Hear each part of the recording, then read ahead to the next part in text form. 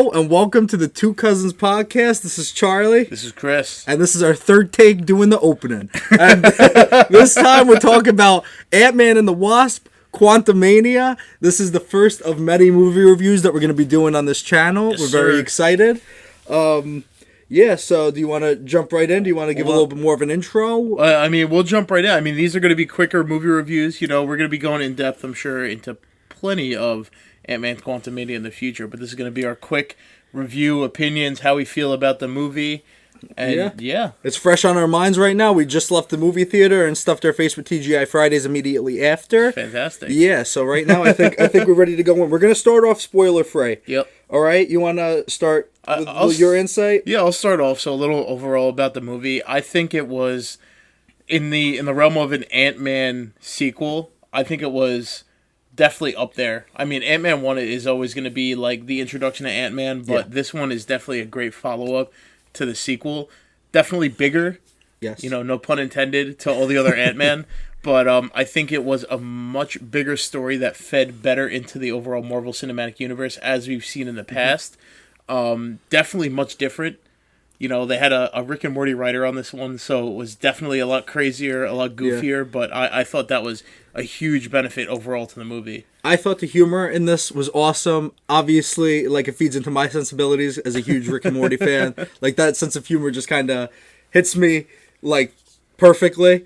I felt like this one, like Chris just said, is much bigger stakes than the first two Ant-Man movies. Yep. And I feel like they really did a good job with this movie. The Rotten Tomatoes scores on it really confused me. It's bullshit. Bullshit is what it is. Because I have really no big problems with this movie. This movie was really fun for me. Yeah. Yeah. There's nothing too glaring that was that would have warranted such a low score like that. But the characters, the characters that we've seen before are pretty on par for what they've been in the past. The new characters that they introduced or that they expanded upon for the first time were definitely really good. Gave them a lot of good character background and set up who they are and what they're going to be doing. I thought it was entertaining. It was fun, and it definitely, Ant-Man movies aren't notorious for moving the needle as far as the MCU, but I thought that this definitely did, and it was a pretty good introduction to Phase 5. Maybe not as bombastic as some people would have hoped, but I was very happy with it. Bombastic. What a fucking word. I love that. Yeah, fun word. Bombastic. I really love this movie. This movie, it was really fun for me. I keep saying that because my train of thoughts all over the place. But I feel like the CGI even in this movie CGI was great. The last few installments of Marvel movies, I feel like the CGI has almost been distracting from the rest of the movie. Yeah. This movie felt like they built the world of the quantum realm so perfectly, and everything really looked like there was no big CGI glaring things in the movie that threw me off or distracted me. That could definitely be attributed to the fact that it is the quantum realm. It's completely it's abstract. A space we've never seen. It's abstract, so they could get away with more as opposed to something placed in the real world. But I thought everything looked super consistent. Yeah, and I thought it was fun. It was fun to watch, and yeah. Yeah. So let's go into some I guess characters. As Chris said before, the characters all felt on brand. It felt like a reasonable place for all the characters to be.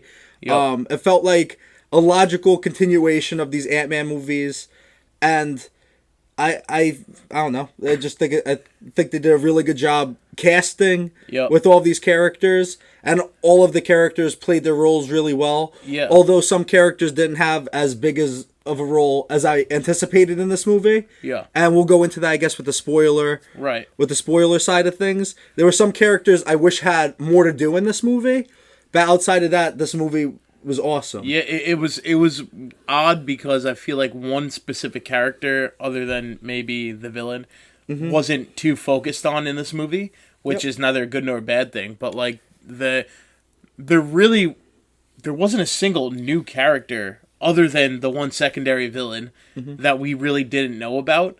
So it was kind of just moving forward those new characters, because we've seen bits and pieces of pretty much every single one of these characters thus far. Yeah. Which was it was an odd feeling, because usually you get a big new character in a big new movie, but I thought it was it was good to see some character development on characters that we have seen, and they did a really good job with that. Yeah, and I really like seeing the continuation of Cassie's character in particular. She was one of the standouts in this movie. Yeah, and I'm really looking forward to seeing how her character further develops into the MCU, because I feel like they're trying to make her a bigger part, I guess, of I think they got big plans for her. So that it's always exciting seeing a character come in that originally was a smaller character. We saw her played by a different actress in earlier movies. Yep. Because she was a young girl. Now they're trying to almost move this along. Yep. And get her into new projects. But she really did a great job, and I'm looking forward to seeing her more in the MCU moving forward. Yeah. And I guess with that being said, is there anything you want to say before we end this? Not really anything I could say. Did we give a ranking before this point? So the people who are here that haven't seen the movie yet, that really rely on our opinion to go and see this movie. Yeah, that really rely on our opinion to go see this. Okay, so let's do it. Yeah, you want to I'm going to give the movie a solid 7. Yeah. I thought it was not middle of the road. It was definitely above it. I definitely think that there wasn't something so standout-ish that I'd be like, give it an 8 or a 9 and like I have to go see this again 2 more times in the movie theaters. But I thought it was I thought it was good. It was fun. Yeah. I think it was, like I said awesome a lot, but like Chris said, the stakes in this movie, they are pretty big, but there's nothing that really moves the needle to the point that I think this is excellent. This is a top 5 Marvel movie. Right. There are big stakes in this movie, yes, but I don't think that's going to become clear until we get further down the road. And with that being said, I think they achieved exactly what they were aiming for with this movie. I give this movie, by the way, like a 7.5. So you have to go see this movie in the theaters. It was really fun to watch. Definitely no drinks required, as Jeremy Jans would say. I think that this movie, it really executed what it wanted to execute. And the Ant-Man movies, I never really think are going for home runs. No. I think that they hit... This one was honestly probably my favorite Ant-Man movie outside of the original. Yeah. But with that being said, like, they hit a triple. I don't think they were trying to hit a grand slam. I think they did a really good job with this movie. I agree. Yep. And now... Go into some spoilers? All right, that's your spoiler warning. If you haven't seen this movie yet... Get the fuck out. Yeah, unless you don't care, then stick along. All right, so you want to go, like, further into the characters? We can go, definitely going further into the characters... Kang was obviously a standout in this movie. Kang the Conqueror. For his introduction to Kang the Conqueror, we obviously saw his variant as what was his name in Loki? I keep forgetting his name in Loki. Wow. Not the one above all. It was oh my goodness. I was thinking about this the other night. Oh my goodness, this is a problem. But his variant was introduced in Loki as more of a benevolent character. This was really the introduction to a malevolent Kang that knew what he wanted and he wasn't going to let anybody stop him. I thought Jonathan Majors was phenomenal portraying, the same character but with completely different morals and values. Yeah, and I think that Kang, having the ability that there's so many variables of him, the actor that plays him has so much room to, like, make a new character. Yeah. Like, even though it's the same character... It's a little bit different in each time that he takes on this mantle. Yeah. And it's really fun to see him having a good time doing it, too. Oh, he must have been having so much fun. Yeah. Oh, my God. Because, like, I kind of, now that I'm thinking about it, I kind of want to, we'll do a little end, an end segment with the post-credit scenes. Yeah. I think that may be fun to do, but you could definitely see that in the post-credit scenes that he was having a lot of fun. He was having a blast. He was having a blast doing it. But he plays a very serious role in the movie. Yes. It's not like his character is overly funny or anything. I don't really think that there was He was menacing. He was menacing in menacing. this movie. But you could tell that he enjoys playing each variant of this character, and I think that he's the perfect actor to play this iteration of Kang. Yeah. Because I'm not too familiar with Kang in the comics. Kang in the comics was a little I'm not too... I know there's just so much Kang in the comics that there's so many different ways they can go with it, but it gives them the liberty to kind of throw everything at the wall and see what sticks, and it's been really good. Jonathan Majors has done a great job with it. Done an excellent job. And like we were saying before with Cassie really almost stole this entire movie. She did. I think she did an excellent job in this role. She put everyone into the plot, basically. She was the plot driver, the catalyst for this movie, which I thought was cool. And her motivation for, like, creating the device that sent the signal to the quantum realm is all very logical. I mean, Scott was trapped in the quantum realm for 5 years. Right. So of course she would want to have technology and be curious as to what is the quantum realm. Right. Like, could we communicate within the quantum realm? Because she's like, if I would have built this when you were gone, maybe I could have found you. I thought that was a really good way to not make it seem like a contrivance that she just built something to the quantum realm. Yes. And this goes back to other past Marvel movies that I feel like the setup is almost a little sloppy. Yeah. The setup in this movie I feel like was very good, very tight. And like in the beginning of this movie, Scott wrote a book and he's being very, very like, it's hysterical, but it also plays so well into his character and who his character is that he's like a goofy character. Yeah. I think that everything that they did with that was perfect too. I thought it was too. Yep. So let's go into Janet too, because Janet plays a huge role in this. A huge role, but doesn't make a huge impact in the movie. I don't know. Janet's always been odd because she's always talked about. She really didn't become a presence until the second Ant-Man, but I don't know. I feel like there maybe a little bit of contrivances, would you agree, for this point of her not really revealing exactly what happened in the quantum realm and kind of having it be very, not consequential, I can't think of the right word, coincidental at this point. So it almost feels like the way that Doctor Strange didn't explain to Spider-Man that the spell was going to make everyone in the world forget who he was, including his friends and his aunt and everyone that he ever knew before that. Yeah. It feels like that did frustrate me, and it also felt like it did make sense because she's traumatized and she's like, she kind of wants to try to hide that portion. And she assumed she was gone, like the quantum realm. She assumed there was no way back from it. Like there's no reason like can't really come out of there because she destroyed the one thing. Exactly. It also seemed like part of the reason that she was hiding the fact that she had this whole life in the quantum realm. It's because she's hiding some stuff from Hank. She's been hoeing around. She's been hoeing around a little bit in the quantum realm.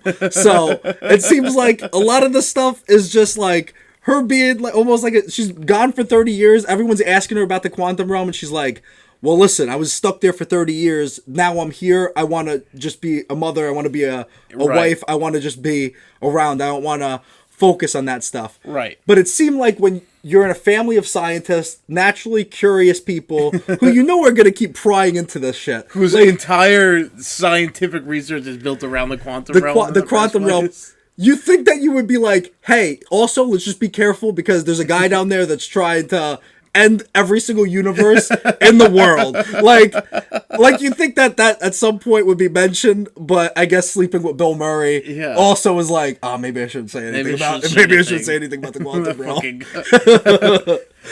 What did you think about, speaking of the same note, Hope in this movie?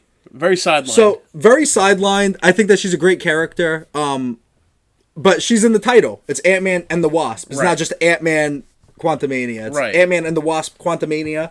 And she didn't have much to do in this movie. And honestly, it wasn't until after the movie that we were talking about it that I was like, oh, Hope really didn't have much to do in this movie. Like, she flies around and she has some action scenes. Obviously, she felt omnipresent even if she wasn't. Yeah.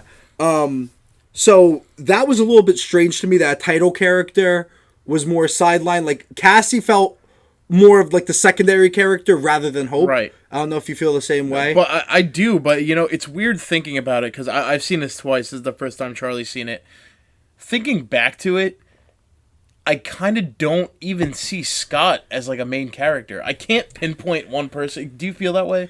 It's the trio and each of them. Right. But it's really Scott and Cassie are the two main characters driving the plot, but it's not like it's just Ant-Man's movie. No. It's not like he's the focal point. Obviously, I feel like he isn't at the most. You kind of see his side. He's trying to save Cassie. Right, of course. At a point. But I feel like Cassie's just as much of a main character as Ant-Man. But it really is like the team, like the small family dynamic, right? Like that's cool to have now. It's cool to have, like, you say Ant-Man is in the title. Everyone, the way I think about it, if you go to the movie theater and someone's like, okay, what movie do you want to see? You say Ant-Man. But it's like, it's not really just about Ant-Man. It's cool that they've built it out enough to be able to not have it just be an Ant-Man movie. Exactly. And I feel like we're in the third movie now. I feel like we should have that, like, character and his side characters focused on more, that we know the character, so it's okay that like those characters have been around, like they've built up to it, so it makes It makes perfect sense. Also, with that being said, though, we were talking about some other side characters that weren't in this movie. That kind of is a little disappointing. I really don't see a point for them to be in this movie, so I understand why they weren't. It would have felt shoehorned any way they did it, but Luis not being in this movie. It's like I wanted to see some Michael Pena, like given some sort of breakdown, whether it was like in some small role or another. Like that character is synonymous with the Ant-Man movies. Like when I think of the Ant-Man movies, I'm like, I can't wait to see Michael Pena in this movie. How funny would it have been if he was doing the book reading? He should have been doing they should have done something like that. Like maybe he was the guy who was doing the audiobook. That wasn't Scott doing the audiobook. That would have been Michael Pena doing good. So they could have fit him in maybe somehow, but like Chris said, it probably would have been shoehorned in regardless. Well, did you know? So the Clark, I think is his name. The other guy, the guy that was in Suicide Squad, that's also in this movie, the new Suicide Squad. David Dastmalchian, the Russian-looking guy with the black hair. Oh, okay. Yeah. He played the big gooey guy. He played the ooze guy. Oh, really? He voiced the ooze guy in it. Oh, that's awesome. I know. This guy has like a photographic memory when it comes to actor names. I'm just like, yeah, that one guy that played this thing, and he's like, oh, I'll tell you his whole backstory, what country he's from, what year he was born, his mother's maiden name. I don't know how he does it. But this also really did feel like a Rick and Morty episode. It did. It was refreshing. It was so wacky and so funny. And I really didn't feel like any of the jokes were forced. It's like it's such a crazy universe that they're in, like the quantum realm, and a lot of it does play to being like this is kind of goofy. Yeah. In order for them to communicate with all the beings in there and understand all the beings, they have to drink ooze from a guy with no holes. Like it's such a Rick and Morty episode. Like that aspect of it, like it felt like the Citadel too. Like the Citadel of Ricks at the end. Yeah, dude. And I love that. Like that's why this movie really, like I said, played to my sensibilities. The Ant-Man movies are inherently fun. Like they're supposed to be fun, but this one felt like this. It makes sense that this is the first movie in Phase 5. Yeah, and this is really building up the multiverse saga more slowly but surely. 100%. And this gives me a lot more hope for Phase 5 than any of the movies in Phase 4 did. Yes. This feels like, okay, now we're starting to get more focused. Now we know what we have to start doing. Yep. And the weird thing is about it, we alluded to the Rotten Tomatoes score that's been not very great, but the original Ant-Man and the Wasp, everybody wanted it to be a straight up quantum realm movie. They go into the quantum realm, they get stuck, and now they got it, and people are like not happy with it. You can't make anybody like no, it you seems can't like you can't make anybody happy after really Endgame. It just seems like everyone's complaining. Exactly. With that being said, do you feel like you had to have seen Loki before to make this movie relevant? So no, I really don't think you did, because it's not in Loki. And I still forgot his name. Did you find it? No. the Kang variant in Loki, he explained pretty much the exact one who same. Sees all? No, I'm gonna figure it out. I'm gonna be pissed. Yeah, we'll figure it out. What he explains in Loki was pretty much the same exact thing that Kang in this movie pretty much explained. So I don't think that you really had to have seen Loki. If anything, you'll get a little bit more out of Loki, knowing that there's another variant that we've met before. But I really didn't think you did. No, the reason I asked that question is because I didn't think that you had to see Loki to go into this movie. I didn't think that much either. Prior to all these shows and stuff coming out, me and you had a discussion about these shows like, oh man, people are going to have to watch all these hours of content before they go into these movies to really understand and enjoy these movies. I think now they're really doing a good job of, those shows just add a lot to the movie. Yes. But like if you just watch the movies, like you will get the gist of it. Yeah. And you'll still be able to enjoy the movie, but being able to watch those shows and have that knowledge before just makes these so much better. I mean, like the hiccups. It's just like the comic books. I mean, you can go to the comic books, you can pick up, the Avengers Infinity War storyline, and they'll have little offshoots. There used to be little like footmarks that would say, if you want to know more about, Spider-Man mentions one line, and you want to know more about this, read this issue of this comic book. Like, it doesn't take away from the overall story, but you definitely get more from knowing those extra little things, those little storylines and offshoots that happened. Yeah. I like that they're kind of going into that a little bit more. And going into that, you know what? We'll save that's more post-credit stuff. Yeah. We'll go more into that. So, is there any bad of this movie? Like, what's the bad I mean, aspects. The only bad I could see, or not so great. Not so great. Yeah, nothing's That's a better bad. way of putting it. Yeah, I would say that having it be the kickoff to Phase 5, people definitely.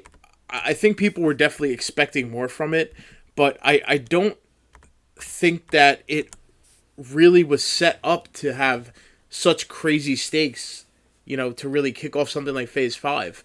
I don't know. I think there were minimal stakes to this, but again, I think those are really going to come to light as we get further down the road, like the ramifications of exactly what happened in this movie, and I don't think that's a bad thing. Yeah, and I really, honestly, with a lot of these movies, there's a lot of, like, plot holes and plot armor. This movie didn't really feel like it had too many of those. No, it was pretty straightforward. It was pretty straightforward. There was really nothing that you could, like, pick apart of this movie. Obviously, in a lot of these movies, it's like someone's in danger, and then all of a sudden, someone comes in at the 12th hour that almost, like, shouldn't know exactly what's going on, that shows up. Yeah. Like Hope did when they're trying to shrink the core that Kang needed. Yeah.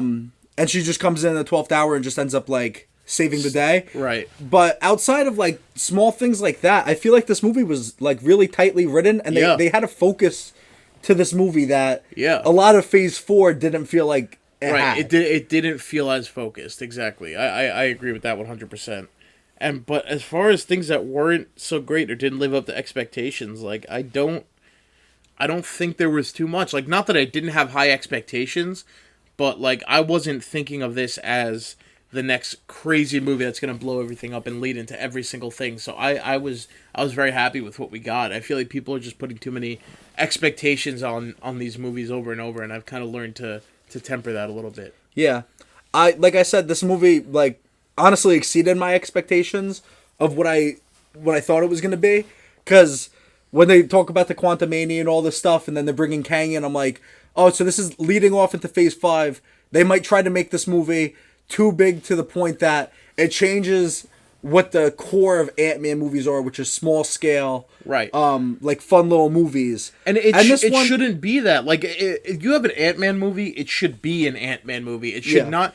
I don't want to get to a point where every single movie feels the same because it's in the Marvel Cinematic Universe. Now that you're saying that, I kind of like that it's an Ant-Man movie that pushes the needle a little bit, but at the core, it's an Ant-Man movie. Yeah, and the stakes are a lot higher in this movie. I feel like the implications for this movie going forward are really important. Yeah. But at the end of the day, it does feel like an Ant-Man movie. It didn't go too big to the point that it ruins what Ant-Man movies are inherently. Right. And I think they did a really good job. I would love to see, like, do you know who directed this movie?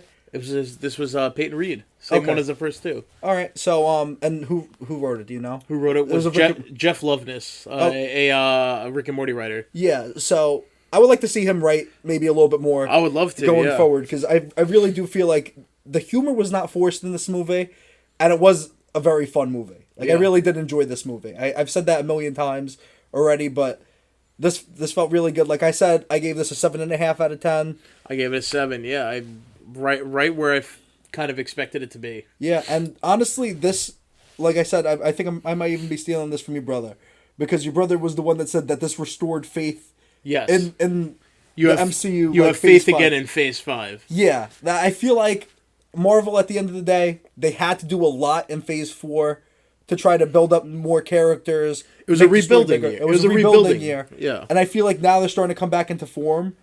And honestly, like, this multiverse saga seems really exciting. And I like that Kang is one of the big bads. I know we're going to have other characters that come in and end up being big bads. But Kang is a perfect character for that. I like that's not just one version of Kang too. Yes. That's the reason that Kang is a different kind of big bad than Thanos was. Yeah. Is that he is menacing all around, but each one of his variants brings something different to the table, and they have slightly different motivations, but all of their motivations are going to go bad for the rest of the MCU. I say we move right into the post-credit scene from there. So I mean, so the implication from the post-credit scene was that, the original the Kang in this movie, Kang the Conqueror, got defeated, and the main three Kangs who exiled the original Kang the Conqueror, who was it was Ramatut, who was from the comics. He was a Kang, Immortus, who's another big villain in the comic books, who also got retconned to be Kang, and then some other Kang, it looked like Kang Prime, something like that. They assembled the Council of Kangs. Yep. Which is basically just the Council of Ricks. Well, Council of Ricks took it from the Council of Kangs. But that's why it works so good. Like, it does feel like a Rick and Morty episode. You see Kang in this, like, the actor, you know, Jonathan Majors. Thank you. He's playing like 60 different versions of Kang. It probably it's took so him like good. days to get into all these different costumes and like just be animated in the background. And you could tell that he loves this role. And I'm glad they gave it to an actor that can bring so much to the table. Yeah. And we haven't seen like every single side of this actor because the two Kangs that he already did are different. Like, you could tell that very different, but they're both subdued. I feel like they're both pretty mild for the most part. And he is I just have so much faith that he is going to bring something so exciting to the table, and it's nice to see that they're using one actor to play multiple roles of a big bad, and it's a different kind of big bad, like I said, because there's so many variants of them.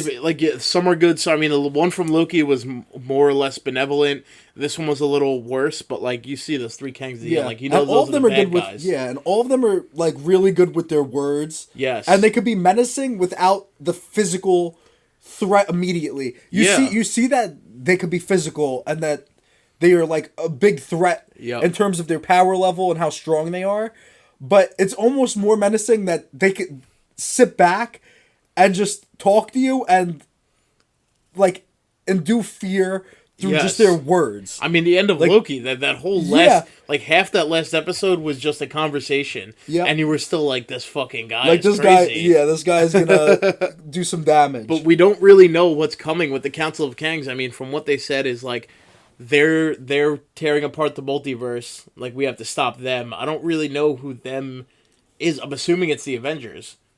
You know, the Avengers impeding, because, you know, this Kang in Ant-Man was like, if you don't let me out, there's going to be, you know, worse things to come with the whole multiversal war. And also when he said he was an Avenger, Kang said, did I kill you? Did I kill you? He's gone to multiple universes, multiple timelines, and killed Avengers. And he was exiled, so this Kang was like bad. This Kang was no joke. Bad enough for all the Kangs to be like, this guy's fucking nuts. Yeah.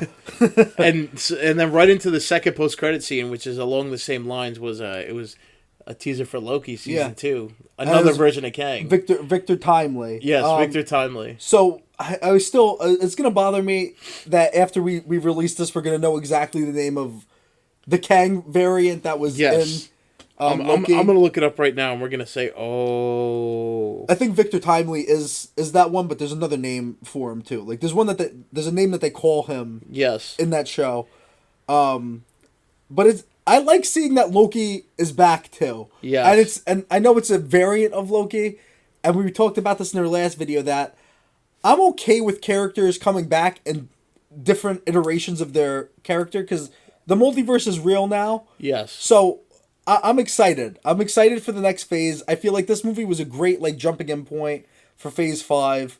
And what's next? Guardians is next? Guardians is the next movie coming out, which I don't believe.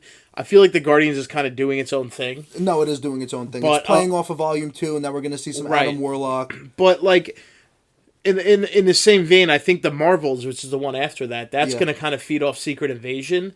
And I'm hoping by the end of that movie, they kind of find a way to feed everything together to go towards Kang. Yeah. I found the name. What is it? He Who Remains. Okay, I said. Did I say that? I said the one that remains. The one that remains. So I said something down that lane. He Who Remains. Yes. Yeah. But I'm very excited for the future. I'm very excited for Kang and to see where he goes. But yeah, I think there's a great new installment that'll hold people over for a little bit until they start clamoring for more Marvel. And we're making a disclaimer that this is the last podcast that we're going to do that doesn't have video. Agreed. So this is this is the first 3. So this ends our trilogy. Our first trilogy. Ooh, I'm coughing. So yeah, no, there's so much more to come. This is only our first review. We have a lot of reviews to come. It's not going to be all MCU stuff. No, we're going to be going into, we got DC, we're going to have, we've talked about Indiana Jones, John Wick. I think we're going to jump into some horror next, though. I think some Scream. Next episode? Yeah, soon. We got the new Scream movie coming out, and I am so excited for that. We're going to be going rewatching all the Screams in preparation for Scream 6 coming out. We're very excited for that. Oh, yeah. No, Scream is easily my favorite horror franchise. Yeah. And I think this new one shows something completely different. I love that they're going urban instead of suburban. Yes. And hopefully we see some stew. Some stew. That's what I'm talking Dick, about. you hit me with the phone! Woozy! All right, so we got a lot more to come. Appreciate you guys listening. Hope that you guys are enjoying the series that we got going. So this is our first review, like we said, of many. Yep. Stay tuned. Yep. And we got to think of like a signing off line. Check us out on YouTube, by the way. Too. We got a YouTube going on. We got an Instagram page. What are those handles? So our Instagram page is Two Cousins Podcast. Yep. On YouTube, I believe that it is also Two Cousins Podcast. Let me just double check that. Let's double check that. Because I feel like it's something that's so out there. I feel like it was all taken. No, we are Two Cousins Podcast. Two Cousins Podcast on YouTube. And that's spelt out too. So TWO Cousins Podcast. I think if you hit the link in our podcast, it brings you to our Linktree, right? Yeah, so if you go follow us on Instagram, and our Instagram is just Two Cousins Podcast, then we have a link, and that gives you our Spotify, and that gives you our Apple Podcasts and the YouTube link. Yes, sir. Yep. So go follow us, and it's cousin time. All right, no, I'm trying to steal. It's Morbin time. I don't know. We're gonna find the sign. It's Morbin time. I love that. We're gonna find the signing off thing. So the next one will be a little bit tighter towards the end. But yeah, don't worry. Thanks for sticking with us. Thanks, everybody. Yeah, see you next time. Oh my god! Again, I can't get this thing to stop recording.